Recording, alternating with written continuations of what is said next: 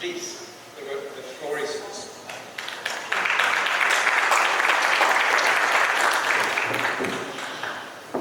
Thank you very much. The exhibition was really a smashing success. Next time we will plan a little bit more time, but you can go back there anytime. And we are very happy to start off with the high-level panel, the role of space agencies in the space ecosystem. And I want to say that this is the second conference of its kind, Glec 2022, and it is really designed to bring together the international space community. And we have two panels, and we have really a large number of heads of space agencies here in Quito. We are very, very happy about that. So we have a 1 hour sharp because there is a panel following. And I have now, I'm your moderator for this session, and I have the pleasure now to introduce the distinguished panel members, ladies first, and then in alphabetical order. And I want to say that everybody is going to give a statement, and then you can ask questions. So the first panel member is Pilar Zamora Acevedo. She is the Executive Director of the Colombian Space Agency. And then we have Luis Alvaro. He is the President and CEO of the El Salvador Aerospace Institute. Then we have Juan Aslanov. He is the Vice Chairman and Director of Business Development at Azacosmos, the space agency of the Republic of Azerbaijan. Then we have Christian Hogly Hanson. He's the Director General of the Norwegian Space Agency. Then we have Mr. Sankaran. He is the Distinguished Scientist and Director for ISRO's, the Indian Space Agency's, UR Satellite Center. We have Anthony Sukrinis from NASA. He's the European team lead at NASA, but he's also our Vice President at the International Astronautical Federation for honors and awards. And we have Gregor Wrochner from the Polish Space Agency. He's the President of the Polish Space Agency. So our panel is 1 hour sharp, and I'm afraid they take a few minutes away. Each of the space agency representatives is going to give a short statement. Some have slides, some will speak freely, and on the topic of this high-level panel. And there will be time for you to ask questions over Slido, as Christian has just explained. And I want to start actually with Pilar.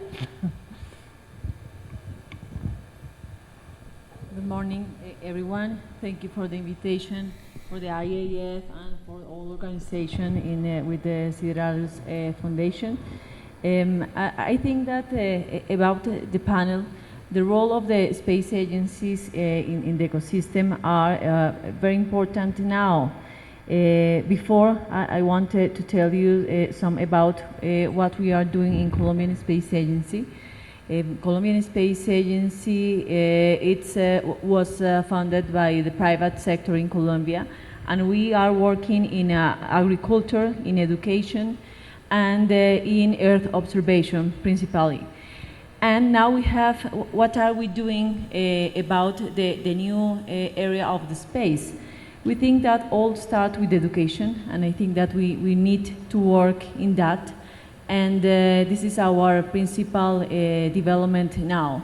And with that, I think that we need to work for the sustainability programs, like build small CubeSats, or cooperate with universities and with the international sector for transfer knowledge to our country. We think that we need to move on, and I think that we need to cooperate together to do of the space and a place for everyone. Thank you very much. Thank you very much, Pilar. And the next speaker is Luis Alvaro, and you have slides, I think, yeah? Yes.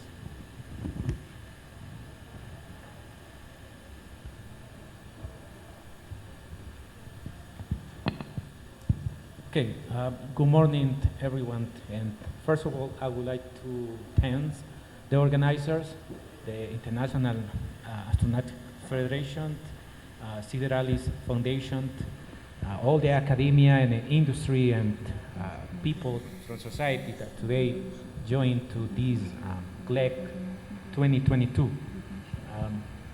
I represent El Salvador Aerospace Institute, and today I would like to introduce some of the main aerospace ecosystem in my country and some briefly outlook of the future.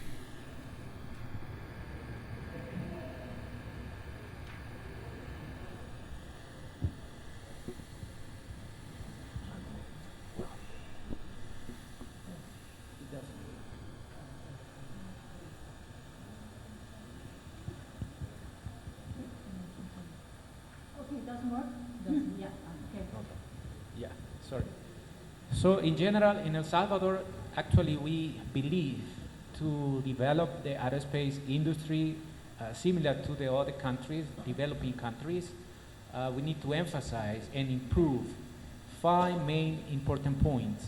First is create a strong market policy and potential internally through the support of the local government to attract the industry.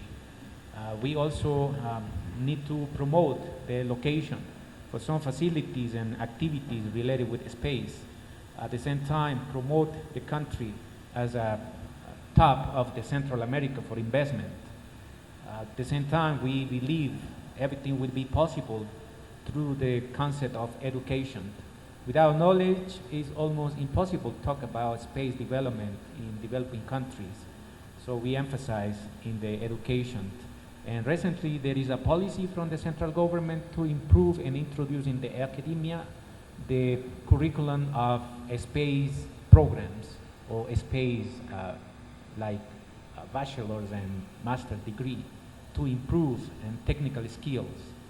At the same time, we need to emphasize and promote, similar to the past when we promote one of the most famous MRO related with aeronautics, from big companies like Avianca and also from Aeromant, which is an investment between Canada and the government, Canada and the United States. So we now provide one of the best service for MRO, and this is the experience for the case of aeronautics. So now we emphasize and expand the policy for the space sector. At the same time, we believe we cannot make it together. It's a kind of dream for the development of the space industry, but we need the financiers. It means foreign investors. So the big challenge is how to approach and how to share those benefits through the policy and promotion of the development of space. So in coordination with some authorities in the government and the international relations, we now promoting the first cluster of space to be operating in El Salvador. And there is an initiative, El Salvador Aerospace is one of them, and at the same time there is a policy from the central government related with aero clusters, which is going to emphasize aeronautics and space. So finally, we have some kind of model where we believe we need to improve the target areas, and one of them is, of course, international cooperation. Most of the time, the knowledge and the opportunity for the space is in developing countries, so we had to follow and learn and improve our own capabilities. So international cooperation play an important role. As I mentioned before, we also introduced this in the academia as a concept of development of the human resources and sharing knowledge, learning from the experts, and in this case, usually it comes from developing economies, emphasizing the R&D to disclose what we really want to develop as our own technology in space. And finally, we had the public and private partnership as a strategy of development, and think about the space 4.0 as a development of the future. Thank you.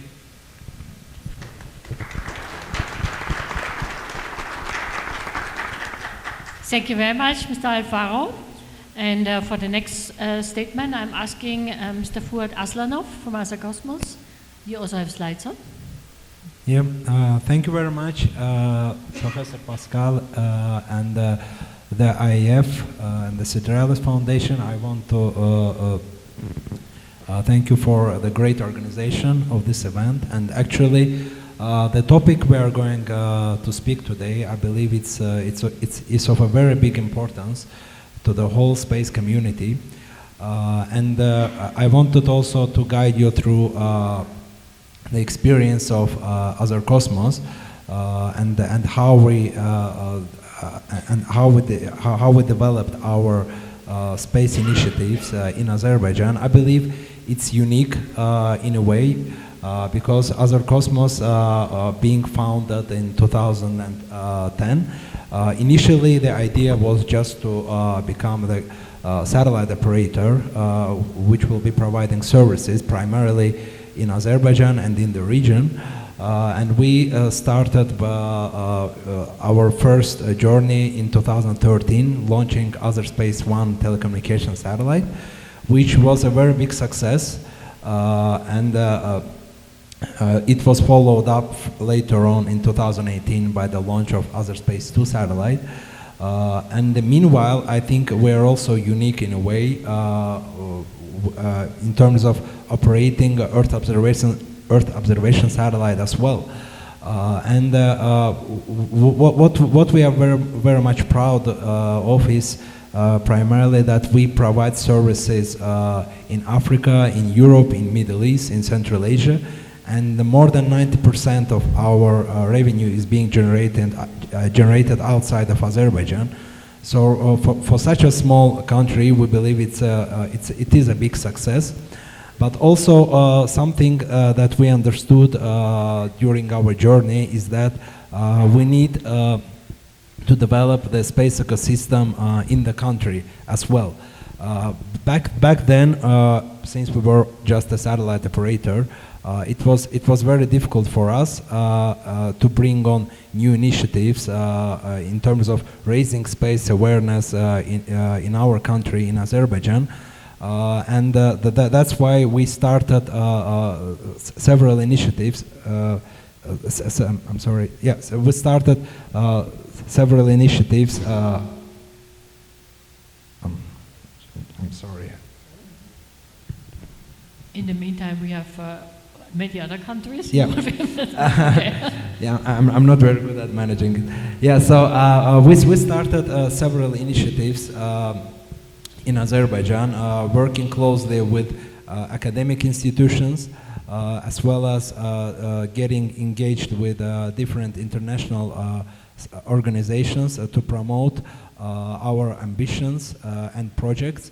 And one of those initiatives was our bid to host IEC 2023 in Azerbaijan, and we were very lucky and successful, I would say, in winning that bid. And that will be one of the biggest events in the region of South Caucasus, where the major space players and the space community will be participating. In parallel, last year we officially became space agency, so we are very much proud of that. And now we are trying to combine our experience from the commercial operations of being a satellite operator and try to bring that expertise in our further projects and activities as a space agency. We believe that supporting the space ecosystem and the private companies, startups, is extremely important. And in order to do that, we need a strong support from the space community, from academic institutions. That's why different joint programs are being initiated currently. We are supporting R&D, and we believe it's extremely important to be developing the technology, not just consuming it, especially nowadays with all the developments in the new space. We believe it is of a very big importance. And of course, international cooperation in space is extremely valuable because we perfectly understand that there are incumbent organizations and players in the space community which have been there for a very long time and which have great experience. So we are very much interested in cooperating with them in order to develop some new projects and joint opportunities to move various space initiatives forward. Yeah, so I won't be speaking for too long, but I'm happy to address any of your questions at the next stage, and thank you very much.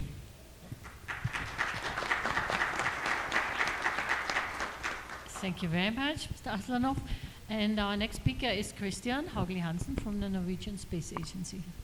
Thank you very much, Pascal. And first of all, thank you for a wonderful opening ceremony. I think it was splendid, truly inspiring.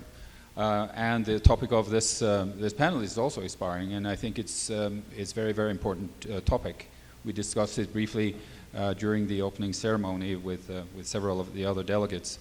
And I think what is truly important when starting to discuss this topic is how do you actually define your ecosystem? Because obviously it's depending on your perspective, it's depending on what kind of organization you're in, from a project where you're actually more concerned of your supply chain, your local industries, support services, and so forth, while the topic today, I think, is more broadly defined in terms of how the entire space domain interacts and as a more or less self-contained system. I took part in the Space Policy and Law Masterclass yesterday. I thought it was very interesting and a lot of in-depth approach to looking at what is the actual governance of all of this. But it was one important statement being made, and it was said that a space policy requires a specific purpose, otherwise it's meaningless. And I think you can adopt that too also when you're discussing what kind of ecosystem you're working in. Unless you have a defined policy or a defined strategy, talking about the role of the space agency does not really make any sense. So we need to specify for which purpose we are doing this and for which purpose your space agency actually exists. In Norway, we are currently conducting a comparative study on the space policies of similar nations as Norway and also bigger nations, how they are approaching their market. Because we see that our industry is struggling in terms of being competitive. It's a very, very competitive market. What we're seeing is that there are typically two trends of these space policies. One is that you want to establish and generate and support an innovative and competitive space industry. The other point is that you want to generate useful services, and that is why you're putting money into this. So in that regard, and there's also many layers on this that you can discuss. But the question goes, what can a space agency do? How is it essential in order to get the ecosystem to work?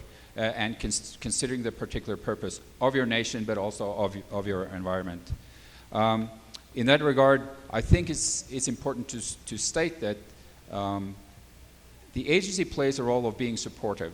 And the role that you should take, for instance, towards your industry, is that you should do what the industrial entity or company cannot do alone. I think that is one important element in terms of defining this. So when you've defined the objective of your ecosystem and in what way the space agency can contribute in a unique way, I think you're at a good starting point. Then the next step is there are three elements which I think is relevant in this regard from a space agency perspective. All agencies, I mean, I don't know how it works for private space agencies, but for governmental space agencies, your boss is your ministry. And you will very seldom hear a politician say, hey, we're going to make a great space nations. So we'll put a bunch of money into this and you go work it out. Most of the time they're concerned with totally different things. They are more interested in how are we going to improve our agriculture? How are we going to improve our fisheries? How are we going to develop our infrastructure? And that really defines the operational domain in which you will have to operate. So in that sense, we serve the purpose of assisting the government. On our side, we have a clear statement saying that we shall be the advisor of our government in terms of putting them in the right direction, saying, what can we actually do with this space money in order to satisfy the national agenda in terms of those topics that I mentioned. The second point is assisting industry. In that sense, our space agency is the executive branch on behalf of the government, making things work, coordinating industry and national customers and international primes, or also the institutional customers like the European Space Agency or EU, because being a small company is difficult. You know, you approach the big primes, you approach ESA. That's the threshold can be very, very high for that. So this is a very complex environment, and the space agency can help interacting as a common voice for the industrial actors. The third point that I would like to make is, and it was mentioned of some of the previous speakers, is the facilitating of financing. We have our financing are divided in three. The first and most important part is the funding that goes into the European Space Agency and the EU space program. That is the big contracts where our space industry can compete. Then we have the national funding for development of services, because we are participating in these space programs and getting all these Earth observation data and satellite navigation access and everything. It doesn't really help if you don't have any good services that will actually also help you satisfying the national ambition. And the third part that we're working on is seed funding for startups or for industries that have limited amount of money always, trying to support those in developing their own IP to support their competitiveness. Final word from me that was not mentioned, but I think is also driving very much the domain as we see it now, is a secure and robust infrastructure and the space security issue. We're seeing in all the programs, it's discussed on local level, it drives civil-military interaction and also dual use in terms of developing technology. So a broad field, and I thank you, Pascal, for having identified this. What is the role, what is the ecosystem, and what can the space agency do in that regard? Thank you very much.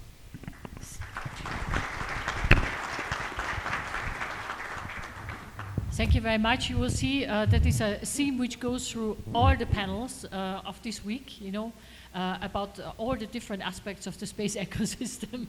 Thank you very much for this explanation. And we continue with Mr. Sankaran from ISRO, and thank you very much for coming from so far. Good morning, Professor Pascal, my dear panelists, fellow panelists, and esteemed delegates. Greetings from India and the Indian Space Research Organization. Namaste.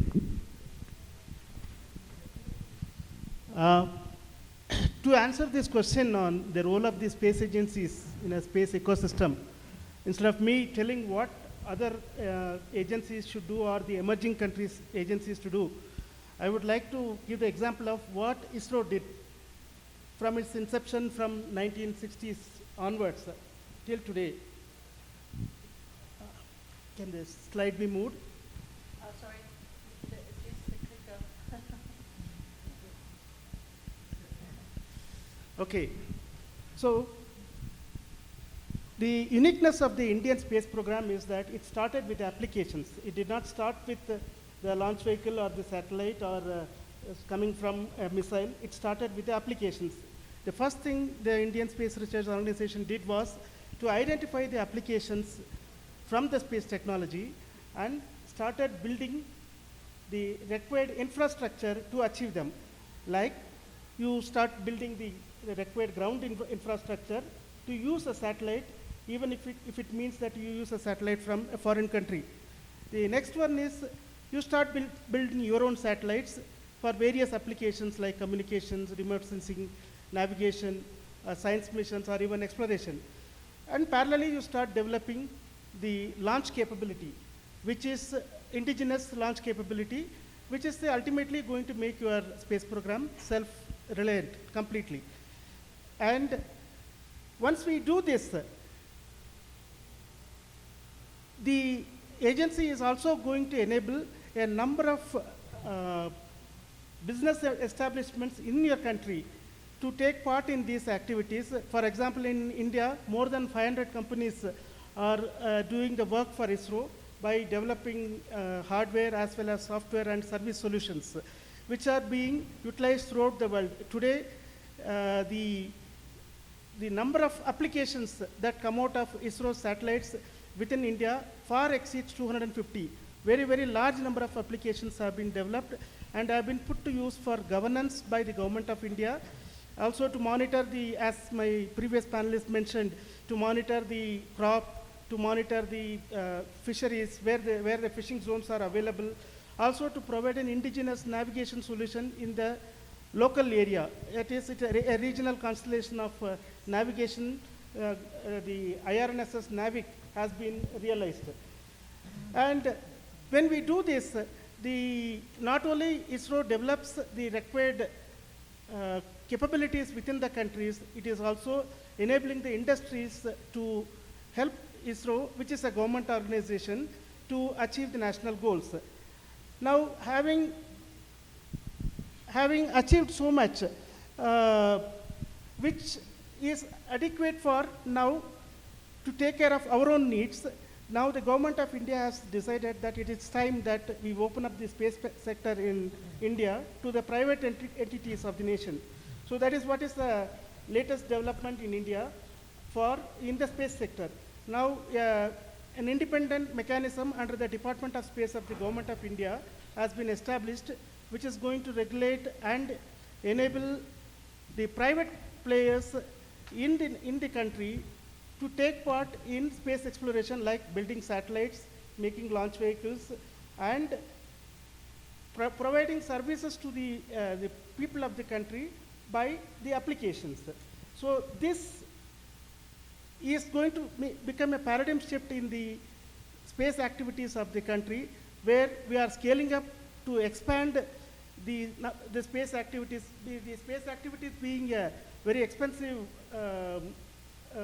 proposition, it requires not only funding from the government of the country, but also from entrepreneurs who are willing to invest money and develop new applications, because as you know, out of the total economy of the space, about 93% remains in the services and the associated equipments.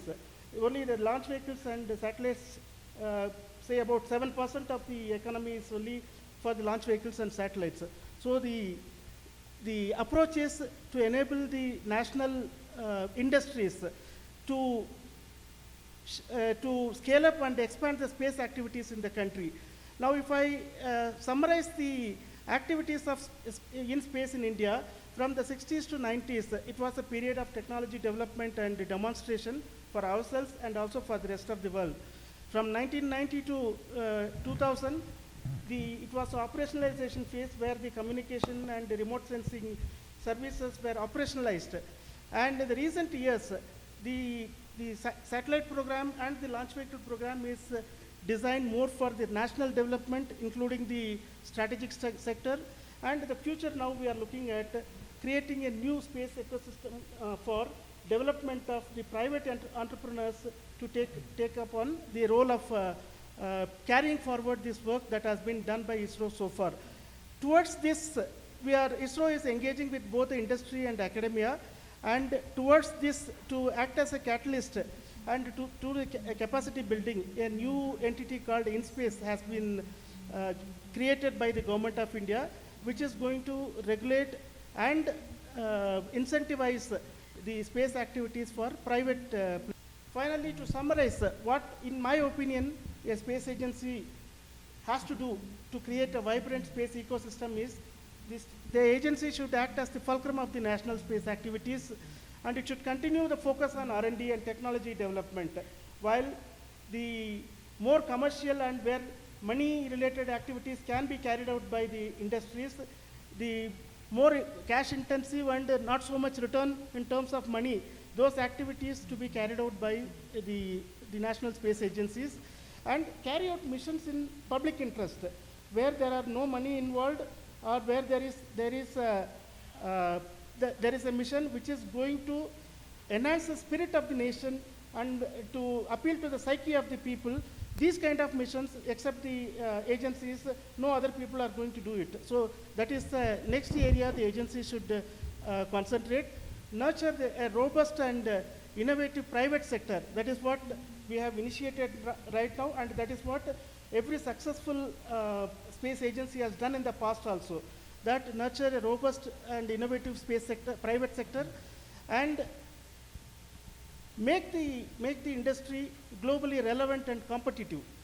Towards this, hand-holding by the industry, which has experience of the say past 50, 60 years, that experience should help the industry to do this and adopt the best practices around the globe and standards to ensure that we do not contribute anymore to the creation of more debris in the space.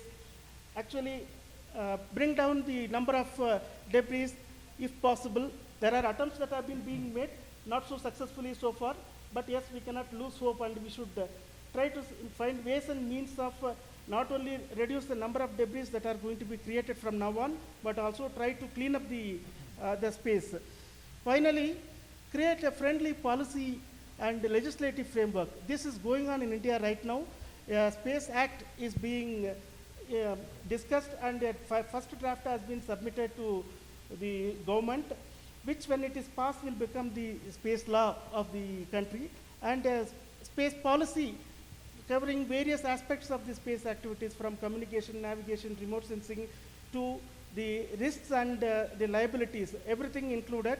This policy is going to get created so that not only the space activities are robust in the nation, it also is in compliance with the international commitments. And that's all from me. Thank you for the opportunities. Thank you very much.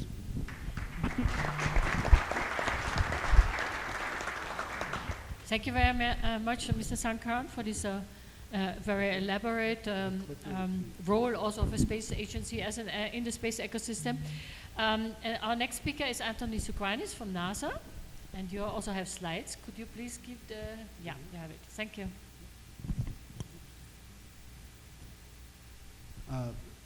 Pascal, IF President Aaron Freund, fellow panelists, members of the audience, good morning. Thank you to the IF and to the Sideralis Foundation for hosting the Glec. This is my first time in South America, my first time in Ecuador, and my first time in Quito, and I'm very excited to be here. So I've taken a slightly different approach to this panel. I have 4 slides. 2 are a bit more abstract, and 2 are a bit more concrete. So the first one you can already see in front of you. I wrote it up trying to think perhaps both what space agencies are, but also perhaps a little bit as an idealist of what space agencies should be. Thinking that nothing is impossible if we set our mind to it, and with a positive attitude that whether a space agency is small or big, or has been around for a long time or newly established, every space agency can contribute something.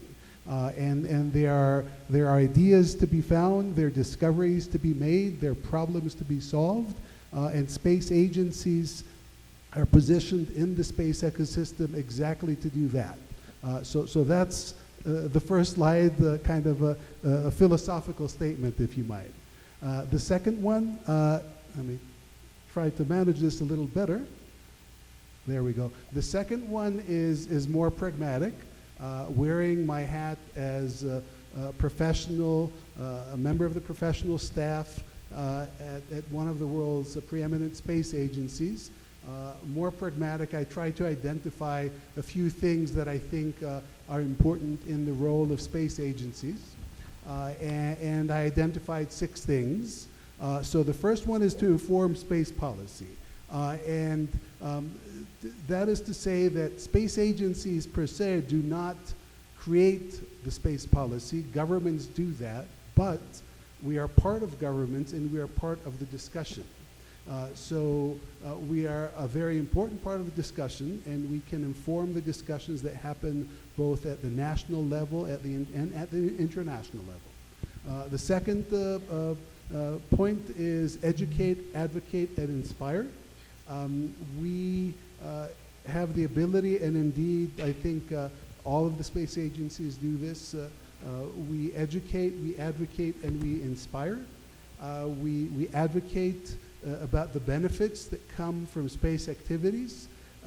We educate people about those benefits, and we inspire the next generations. A joke comes to mind, not a joke, actually a real incident where a member of Congress, who shall be unnamed, had made the statement that they didn't need anything from NASA because they could just turn on the Weather Channel and see what the weather was going to be like, and not understanding that actually it was coming from weather satellites.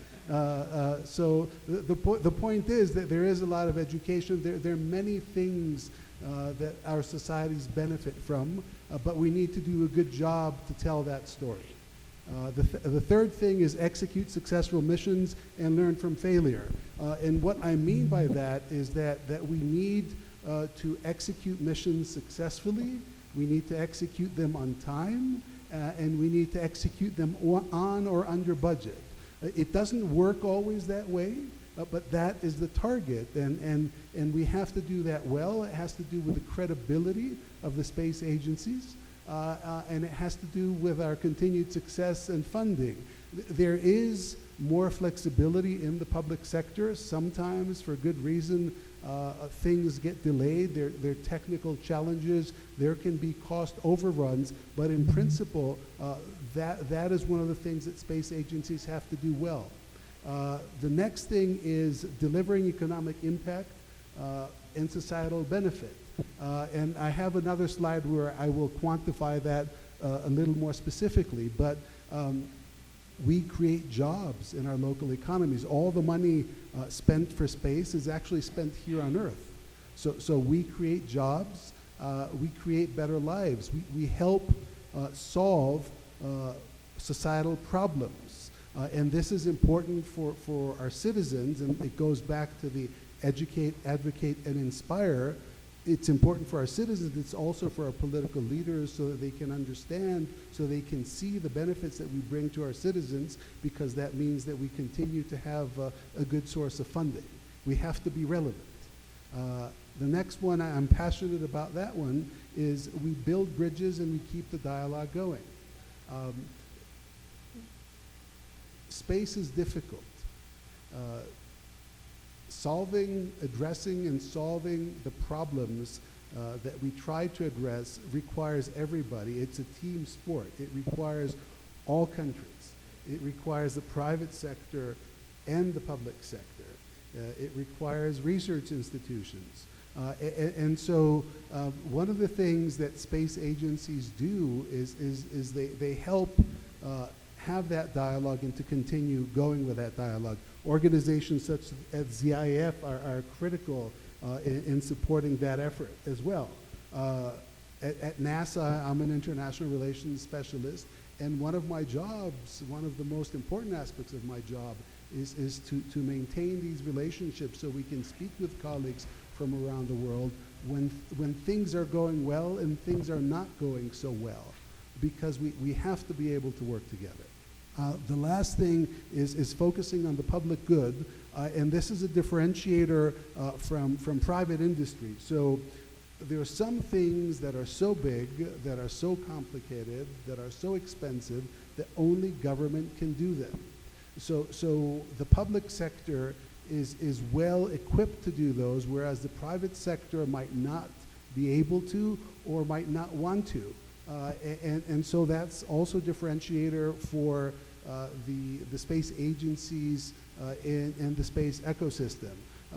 I'll say that another job of the government is to try to create an environment that is predictable and stable so that we can encourage investment and entry by private industry, but that is not necessarily a job that space agencies have. Okay, so let me move on to the next slide.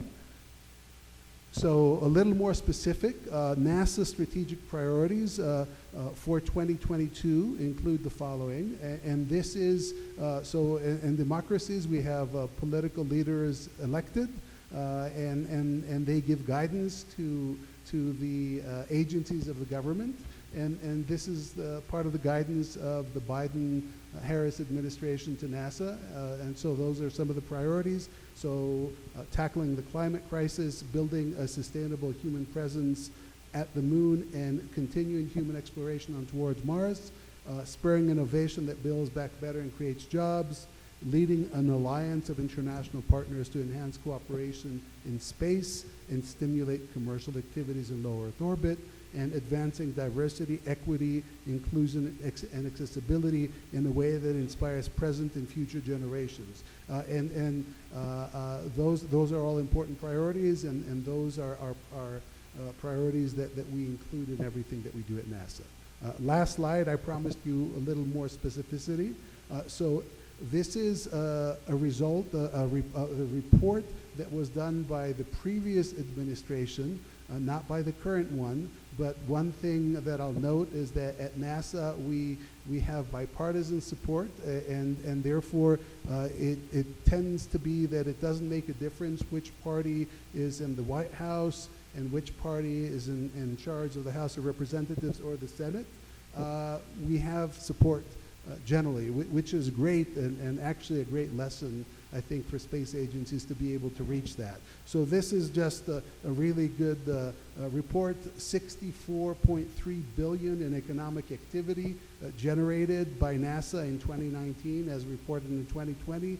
312,000 jobs supported nationwide. 7 billion in taxes generated. That's federal, state, and local. And just as a means of comparison, the national budget for NASA that year was $21.5 billion. This year it's 25. And then NASA having 18,000 civil servants at the time. And the link underneath actually is a link to the report. If people want to see more, it's of course much more detailed.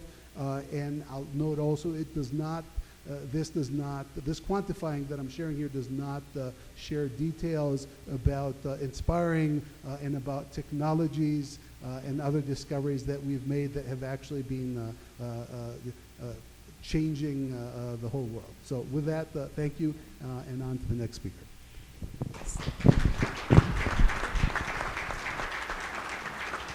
Thank you, Anthony. It was a very interesting, particular. The last slide was really interesting to know.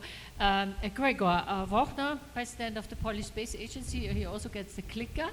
Thank you very much. I just wanted to say we have many questions, and we will still load the presentation of Pilar because it was unfortunately not yet uploaded. And some of them will be very short, and I will address you then individually so that we can come through. The interest is very big. Please, Gregor. Thank you very much. First of all, I'm very grateful for the opportunity to discuss the role of the young space agencies in this region, and especially in this Ecuador country, having so ambitious plans, recognizing the role of space technologies in the developing of modern countries, and having a big progress in recent years. So it's a real pleasure to talk about this here. So let me share with you my view on the role of space agencies from the point of view of the Polish space agency, Polsa. We are a relatively young agency, only 8 years old. Most of our space activities goes through European Space Agency. This year we celebrate 10 years of our presence in ESA. In the year 2017, the government adopted Polish space strategy, setting the goals. And now we are finalizing national space program, which should give money and should give real projects how to reach the goals set by the Polish space strategy. Well, our flight heritage is moderate. We have something like 14 national satellites, 10 of them still in orbit, rather small satellites, nanosat, satcubes. What is more important that our instruments were sent to space on more than 80 missions flying towards Sun, to Mars, to comets, to other planets, and to observe the distant universe from the orbit. And this was through ESA, through NASA, through other international cooperations. So what is the space sector in Poland? In fact, over 400 companies are somehow involved in space activities. 80% of that is industry, 20% research. 60% is small and medium enterprises, 40% big companies. In total, we have something like 12,000 employees in the space sector. Concerning the financing, I mean, it is quite similar to that of NASA, except that we are talking about millions rather than billions. So let me share with you now a little SWOT analysis of our space sector, and I believe it would be quite similar for other young agencies. Our strengths, our space sector is highly innovative, we have high quality workforce, we have proactive attitude, and the weaknesses are the limited space heritage and rather low level of investment so far, not billions, just millions. The opportunities, well, our national space program should be an opportunity. We are talking about something like 600 million euro for 5 years. And the threats is, of course, the competition from established players. So from this perspective, how do I see the role of the space agencies? Well, I could just sign on the all 7 points given by the previous speaker, because they were so generic that they are valid for any kind of agency, no matter whether it's old and young, big or small. So instead of repeating those, I will just focus on the differences. The difference is that I believe that the new space phenomenon, or Space 4.0, whatever you call it, gives some advantages for young agencies.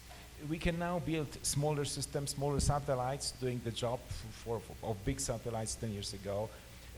We can build constellation instead of one big satellite. We can use commodity components. We have private investors on the market and companies on the market. I use already the word market. This is something which is really new. So thanks to that, we could lower the cost. We can have faster development, and this creates an opportunity for small national missions. So we do not need to follow the history of big agencies. We do not need to organize everything from scratch.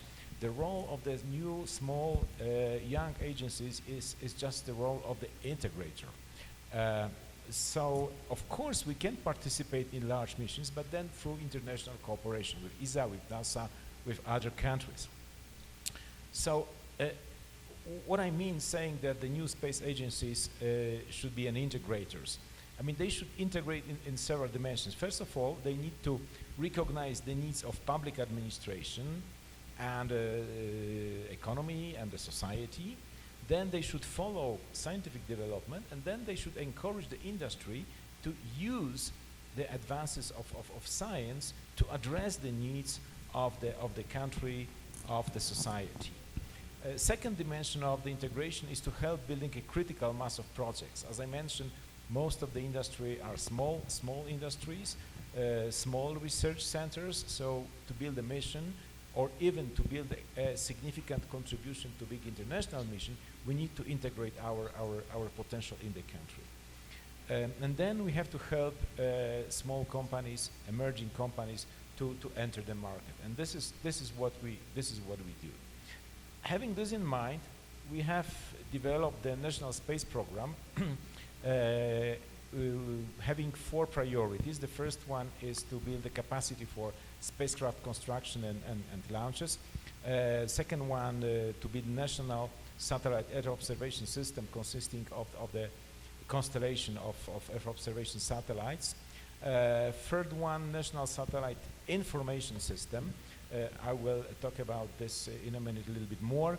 And finally, national space security system. This is space situational awareness, satellite surveillance tracking, and so on. And this is having in mind the future space traffic management.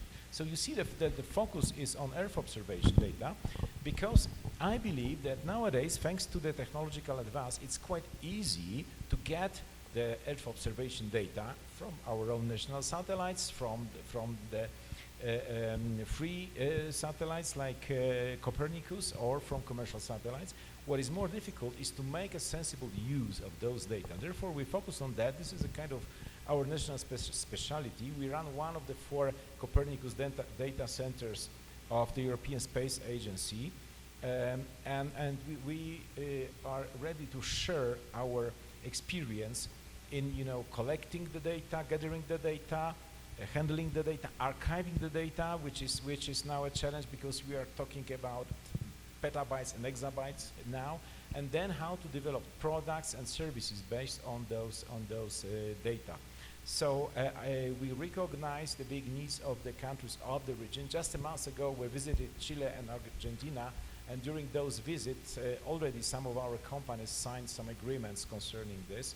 So I just would like to advertise this to the agencies of the region, that this is the area we really believe to cooperate. You cannot see our web address because this is behind our chairs, but if you just type Polsa, you will find it out. Thank you.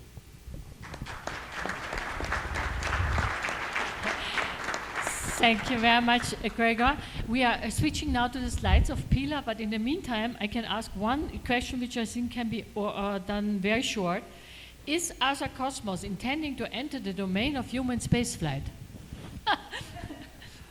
It's a great question. Actually, we have been thinking about that for a few years already. And I believe in the upcoming short time frame, we would be seriously evaluating these options. The main idea is we believe that the domain of human spaceflight should be assisting the technological development, the R&D development in the country, and it should be, and basically the whole community should be benefiting from that. Obviously, for Azerbaijan is an emerging space nation, and we should be understanding what kind of value we propose to the world space community as well. So, I would say the answer is most probably yes, but we'll need to define the right mission, and we should be thinking about the value. Thank you. Thank you very much. And a very short question, I don't know if I can answer it to everybody. Anthony, will NASA be able to stick to 2024 to return humans to the moon? Very short, please. Way above my pay grade. I don't have an answer. 2025, at least it's announced, in the press. Yeah, good. We are getting now the slides of Pilar.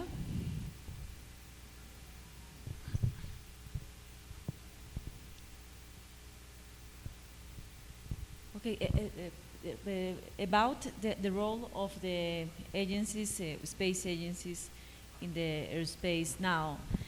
I want the next, please. I want to share what are we doing now about our programs. And in the Colombian Space Agency, we are working in 4 focus. Okay, in that, thank you. In that focus are in agriculture. We believe that we are an agriculture country. The land in Colombia, the 97% is for agriculture. So we believe that the human beings, we need to work in agriculture and the technology for the agriculture. And by that reason, we have a platform for that the name is Visión Agro. And in the other sense, we are doing now in a GreenSat project. GreenSat, it's a CubeSat constellation that has the objective is the environmental sustainability program. And we are working in that for build CubeSats for monitoring the climate in Colombia and in the Andean region. We believe in that, and we believe that Latin America need to work in that.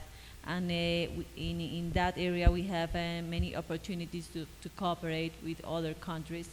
I hope that after this Glec, we can share more advances for our next IAC. In education, we are working now with 16,000 students. We are working with women in STEM science for engineers and mathematics in Colombia.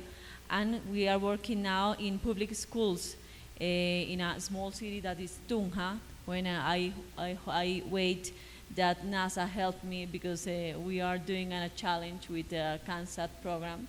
And look that in that CANSAT program we have 1,000 students and 340 are interested in the CANSAT program because they love with the science, love the universe, and they love, of course, not just to know NASA, more that understand and learn more about that, and learn that all really it's possible.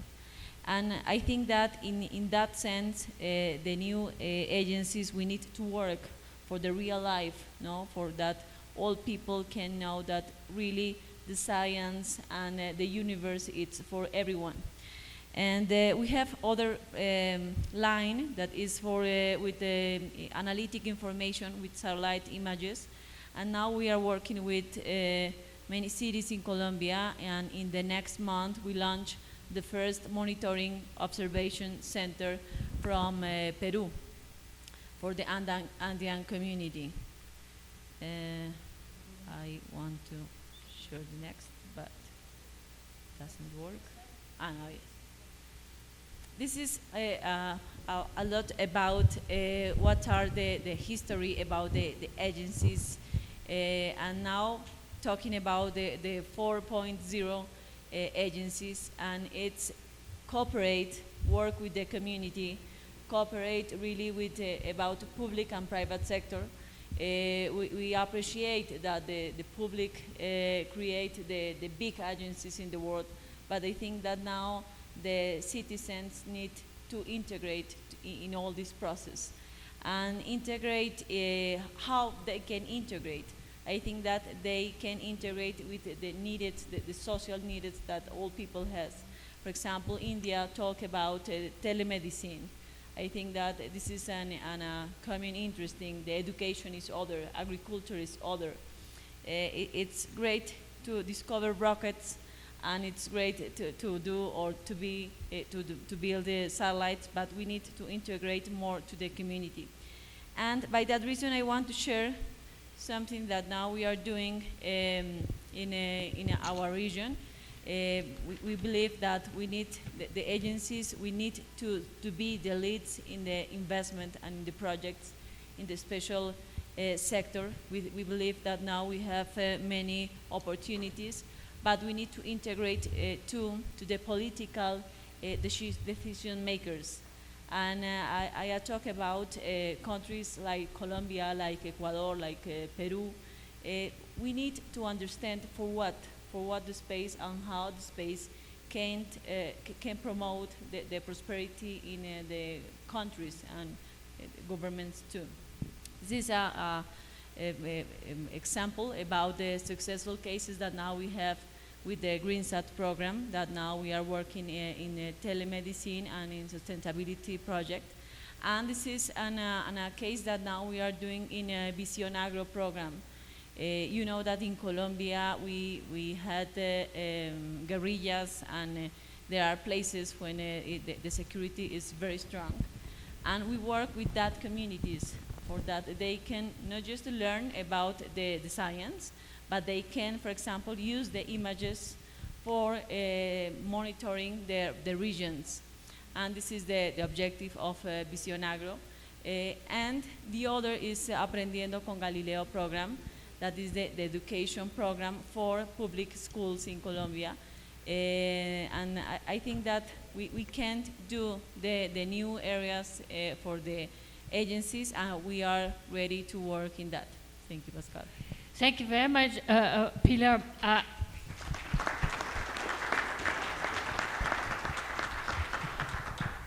We have many questions, but we are out of time. So I wanted to ask a few questions for as a second round for some people which did not talk twice.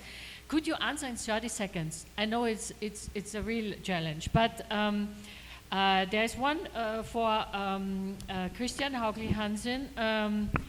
Thinking about commercialization of space, do you think competition is good or bad for the development of the space ecosystem? I think competition is excellent. We really needed to bring space forward. Great, wonderful. That was less than 30 seconds, yeah? What is the status of India's human spaceflight program? The Indian human spaceflight program is well on its way. The first uncrewed flight likely to happen sometime next year.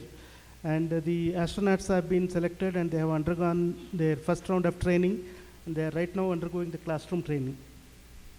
Thank you very much. And Anthony, what can space agencies of big space nations do to support emerging space nations in the development of their... Sorry, no, that was not the question that I wanted to ask you. It was a question, sorry, about how to engage, how a large space agency are actually engaging with the public. Stronger engage and interest the general public of space. Repeat it again. I'm sorry, I didn't catch it. Yes, okay. This is always shifting, you know. What can space agencies, can space agencies do to stronger engage and interest the general public to space? I think I talked about that earlier. We have to educate and we have to inspire and we have to teach. So we have to be out in the community to engage and to go to schools and to do what we're doing using all the social media tools. So just the constant engagement using all tools that are available in modern society. Wonderful. Luis, the question, climate crisis is one of the biggest challenges humanity faces nowadays. How can LATAM agencies contribute to tackle the climate crisis? Yeah, thank you for the question. Well, actually, in my country, we signed a MOU with NASA, actually, and the Central America integration system. So, in order to improve the disaster management and skill developments, I think we need to strengthen that cooperation to increase the knowledge and awareness, key people like government, in this case, in my country. Wonderful, thank you. And the last question goes to Gregor. What can space agencies do to support emerging space nations in the development of their space ecosystem? I believe that we can work together. We can share our experiences. We can make joint programs, joint projects, joint missions, and we can coordinate activities like sharing the satellite Earth observation data I have mentioned. We can have common repositories. We can have projects and services which are written by one country, prepared by one country, and then in a simple way being applicable for different countries. So cooperation. Thank you very much. So I wanted to say we are really blessed here at the Glec 2022 with, I don't know, nearly 20 heads of space agencies. And I know it was just a teaser, but it was fantastic because we have head of space agencies in this panel all over the world. Large space agencies, smaller space agencies, and space agencies from South America. And you have heard the many different aspects. And please take the time and talk to all of them. You know more or less now about a little bit about the program. And please engage in the work because we are running out of time and we have to move on to the next panel. Please join me in really making a big applause to the panel. Sorry, Mr. Sakanan wants to say something, yeah? Yeah. I want to, especially for the Latin American space agencies, I want to make this announcement that under the Unispace program, ISRO has been conducting a program called Unnati, which is a 2-month training program for hands-on training of building a nanosatellite and operating it, with a one month of classroom training and 1 month of hands-on training for building nanosatellites. This is open to everybody in the world. 30 days classroom, 30 days hands-on training of building the satellite, and it is fully paid for by, including the airfare, paid for by India. So those people who are interested in learning new things and how to build a nanosatellite are welcome to apply for it. It is likely to happen in the month of October. This is the third batch that is going to happen. That is going to happen in the month of October this year. Thank you. Thank you very much for this announcement. And once again, for this really great panel from all over the world, we thank all the speakers, and thank you very much for... Thanks a lot, Pascal.